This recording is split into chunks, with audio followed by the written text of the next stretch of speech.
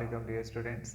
आज के लेक्चर के अंदर हम बात करेंगे बोहर एटॉमिक मॉडल या बोहर एटॉमिक थ्योरी भी हम इसको कहते हैं। ये basically Bohr atomic model Bohr atomic theory structure of atom को एक्सप्लेन करती है और साथ में इससे प्रीवियस जो मॉडल था that is Rutherford atomic model, उसके कुछ डिफेक्ट्स थे उसको भी एक्सप्लेन करती है कि क्यों उसके अंदर डिफेक्ट्स आते हैं और उसकी करेक्शन कैसे हो सकती है। ठीक है, तो रदरफोर्ड एटॉमिक मॉडल और बोहर एटॉमिक मॉडल ये बेसिकली एक्सप्लेन क्या करती है, बेसिकली एक्सप्लेन कर रहे हैं स्ट्रक्चर ऑफ एटम को, कि ये जो एटम होते हैं जिसको हम कहते हैं स्मॉलेस्ट पार्टिकल, उसकी स्ट्रक्चर, उसके अंदर इलेक्ट्रॉन, प्रोटॉन और न्यूट्रॉन किस तरह से एग्जिस्ट कर सकते हैं। ठीक है, उस स्ट्रक्चर को क्या करते हैं, ये एक्सप्लेन करते हैं। ठीक है, तो बोहर एटॉमिक मॉडल पढ़ने से पहले हम थोड़ा सा इसके बैकग्राउंड पे जाते हैं कि कुछ जो रदरफोर्ड के पर्टिकुलर जो एटॉमिक मॉडल उसके अंदर कुछ डिफेक्ट्स थे। ठीक है, वो डिफेक्ट्स क्या थे और बोहर ने उन डिफेक्ट्स को किस तरह से करेक्ट किया। ठीक है, तो सबसे पहले हम चलते हैं कि जो रदरफोर्ड, क्योंकि बोहर के जब एटॉमिक मॉडल जब भी आप स्टडी करेंगे तो उससे पहले आपको रदरफोर्ड के डिफेक्ट्स का बेसिक आइडिया होना चाहिए। उन्हीं डिफेक्ट्स के ऊपर इसने वर्क करके ना एक नया मॉडल प्रपोज किया था। ठीक है, अब वो डिफेक्ट्स क्या कहते हैं, ठीक है, वो ये कहते हैं कि जो इलेक्ट्रॉन है, इलेक्ट्रॉन एक चार्ज पार्टिकल है, क्लासिकल फिजिक्स के अकॉर्डिंगली जब वो रिवॉल्व करते हैं अराउंड द न्यूक्लियस, तो सर्कुलर ऑर्बिट्स में रिवॉल्व करते हैं, वो कंटिन्यूसली एनर्जी इमिट करते हैं। ठीक है, तो जब वो एनर्जी इमिट करता रहेगा कंटिन्यूसली तो उसकी एनर्जी कम होती रहेगी और अल्टीमेटली वो न्यूक्लियस के अंदर गिर जाएगा। ठीक है, जैसे कि ये अगर कंटिन्यूसली एनर्जी इमिट करते हैं तो इसका ऑर्बिट लो होता रहेगा and that will ultimately fall into the nucleus.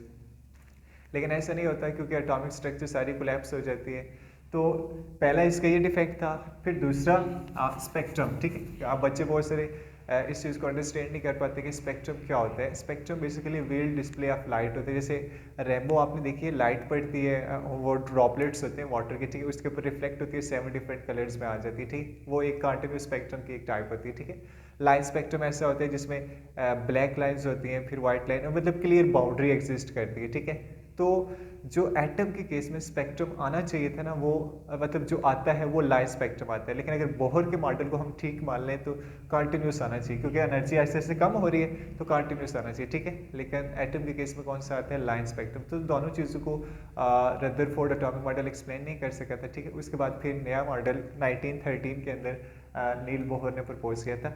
अब इसके जो 4 मेन थिंग्स हैं जो बोहर ने एक्सप्लेन किए हैं, ठीक है, इनको वन बाय वन हम स्टडी करेंगे कि कौन कौन सी चीज़ें। सबसे पहले रेवोल्यूशन ऑफ इलेक्ट्रॉन, कि इलेक्ट्रॉन रिवॉल्व कैसे करते हैं न्यूक्लियस के, देन एनर्जी ऑफ इलेक्ट्रॉन को एक्सप्लेन करते हैं, देन कम्स एंगुलर मोमेंटम, इसको भी हम एक्सप्लेन करेंगे, लास्ट में एनर्जी एब्जॉर्ब या ईमिट कब होती है। ठीक है, तो ये 4 मेन जो उसकी थीम है ना, इन 4 चीज़ों को एक्सप्लेन करते हैं बोहर एटॉमिक मॉडल। अब सबसे पहले हम आ जाते हैं रेवोल्यूशन ऑफ इलेक्ट्रॉन के ऊपर। मेरे यहाँ पे स्ट्रक्चर ड्रॉ की हुई है कि एक एटम किस तरह से अरेंजमेंट होती है।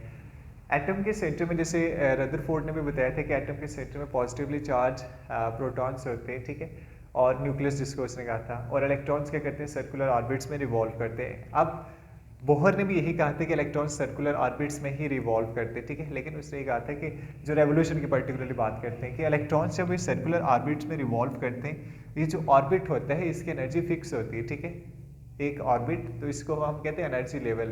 तो मेन डिफरेंस कहाँ पे आ जाता है कि जब इलेक्ट्रॉन सर्कुलर पाथवे में रिवॉल्व करते हैं और उस पाथवे को हम क्या कहते हैं, ऑर्बिट। ठीक है, और एक ऑर्बिट की एनर्जी क्या होती है, वो फिक्स होती है। ठीक है, तो इस वजह से ना तो वो एनर्जी मीट करते ना एब्जॉर्ब करते जब तक वो एक पर्टिकुलर ऑर्बिट में रिवॉल्व करता रहेगा। ठीक है, तो वो इसका डिफेक्ट, तो जो पहला डिफेक्ट वो रिमूव हो जाता है कि इलेक्ट्रॉन सर्कुलर पाथवे में रिवॉल्व करते हैं और इस पाथवे की एनर्जी, इस ऑर्बिट की एनर्जी फिक्स होती है।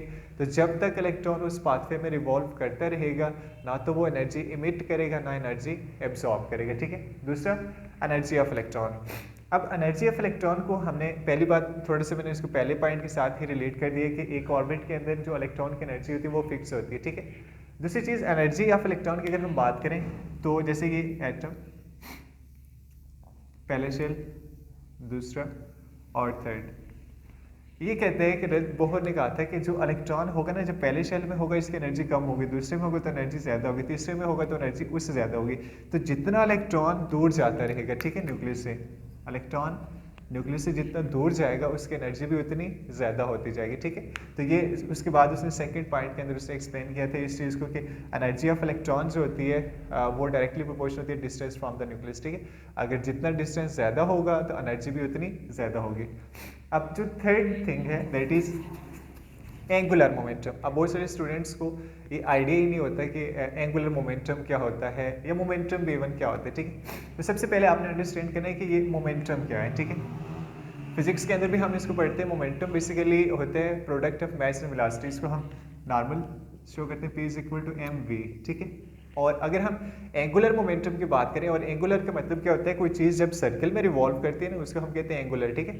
और जब उसका मोमेंटम होता है, जब सर्कुलर चीज़ रिवॉल्व कर रही है उसका मोमेंटम, उसको हम बोलते हैं एंगुलर मोमेंटम, ठीक है। और इसको हम कहते हैं mvr, ठीक। रेडियस पे आ जाता है कि उसका रेडियस कितना है, ठीक। अब वो कहते हैं कि इलेक्ट्रॉन सिर्फ उन्हीं ऑर्बिट्स में रिवॉल्व करते हैं जिसमें उसका एंगुलर मोमेंटम इंटीग्रल मल्टीपल होता है NH/2π। इलेक्ट्रॉन सिर्फ उन्हीं ऑर्बिट्स में रिवॉल्व करते हैं। अब एक इलेक्ट्रॉन है, उसका एंगुलर मोमेंटम आप चेक करते हैं तो उसकी वैल्यू सर्टेन वैल्यूज आ जाती है, ठीक है। तो वो सिर्फ उन्हीं ऑर्बिट्स में रिवॉल्व करते हैं जिसमें उसका एंगुलर मोमेंटम इंटीग्रल मल्टीपल होते हैं NH/2π। अब इसमें n जो होते हैं वो एनर्जी लेवल होते हैं, जैसे n = 1, n = 2, n = 3। उसके बाद h जो होते हैं वो प्लैंक्स कांस्टेंट होते हैं और इसकी वैल्यू होती है h = 6.626 multiply by 10⁻⁻34 joule second, ठीक है। दिस इज प्लैंक्स कांस्टेंट, ठीक है। क्योंकि ये जो बोहर एटॉमिक मॉडल है ये भी बेस है आपके पास प्लैंक्स, इसकी जो बेसिक थ्योरी है वो प्लैंक्स ने दी थी, उसकी बेस है, ठीक है। मतलब उसके बेसिस पे इसने एक्सप्लेन किया था मॉडल्स को, एनर्जी को इसने क्वांटाइज किया था। क्वांटाइज का मतलब होता है फिक्स एनर्जी, ठीक है।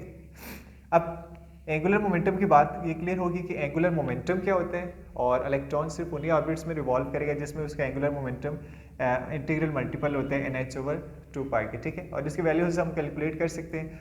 2π की 3.14 होती है। यहाँ पे हम चेक कर सकते हैं इसकी सर्टेन वैल्यूज होती है। पहले एनर्जी लेवल के लिए क्या होती है, दूसरे के लिए क्या होती है, तीसरे के लिए भी क्या होती है, हम कैलकुलेट कर सकते हैं, लेकिन हम उसकी डेप्थ में नहीं जा रहे, ठीक है।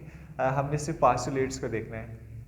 अब चौथी चीज़ बड़ी इंपॉर्टेंट है, दैट इज़ के एनर्जी एब्जॉर्ब कब होती है, इमिट कब होती है, ठीक है। यहाँ पे भी मैंने एक्सप्लेन किया हुआ है कि जब लाइट पड़ती है ना, जब इलेक्ट्रॉन एनर्जी एब्जॉर्ब करता है, ठीक है, तो वह हायर एनर्जी लेवल के ऊपर चला जाता है, ठीक है। या जब n छोटे एनर्जी लेवल से बड़े एनर्जी लेवल की तरफ जाता है तो वो एनर्जी एब्जॉर्ब करता है, ठीक है।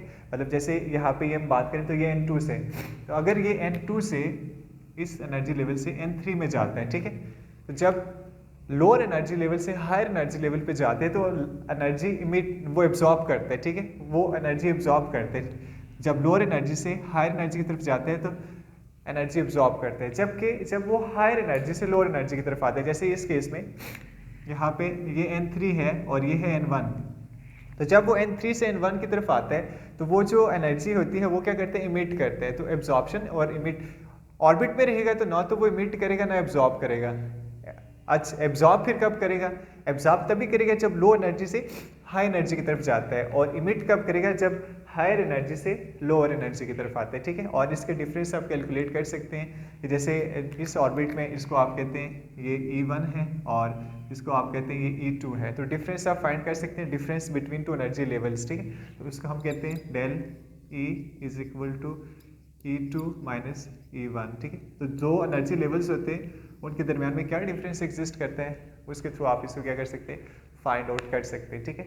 और फर्दर अगर हम प्लैंक्स की बात करें तो उसने कहा था एनर्जी एनर्जी जो होती है वो डायरेक्टली प्रोपोर्शनल होती है फ्रीक्वेंसी की, ठीक है। जितनी ज़्यादा फ्रीक्वेंसी होगी एनर्जी उतनी ज़्यादा होगी, और इस साइन ऑफ प्रोपोर्शनैलिटी को रिमूव करेंगे तो एच भी आ जाते हैं, तो आप इसको भी इस वजह से उसकी जो फ्रीक्वेंसी है वो भी फाइंड आउट कर सकते हैं, ठीक है। तो ये बोहर का बेसिक क्या था, मॉडल था, जिसमें उसे रेवोल्यूशन ऑफ इलेक्ट्रॉन को एक्सप्लेन किया कि इलेक्ट्रॉन सर्कुलर पाथवे में रिवॉल्व करते हैं विदाउट एब्जॉर्बिंग और emitting the energy of electron जो होती है एक ऑर्बिट में फिक्स होती है, लेकिन जैसे दूर जाती जाएगी उसकी एनर्जी ज़्यादा होती जाएगी। एंगुलर मोमेंटम की अगर हम बात करें तो वो सिर्फ उन्हीं ऑर्बिट्स में रिवॉल्व करते हैं जिसमें एंगुलर मोमेंटम NH/2π के इक्वल होते हैं। एनर्जी एब्जॉर्ब तब होती है जब ये लोअर एनर्जी से हायर एनर्जी की तरफ चला जाते हैं, ठीक है। और इमिट तब होती है जब हायर एनर्जी से लोअर एनर्जी की तरफ आते हैं, ठीक। फर्दर इस टॉपिक के रिगार्डिंग अगर आपका कोई भी क्वेश्चन है आप कमेंट सेक्शन में पूछ सकते हैं। Thanks for watching.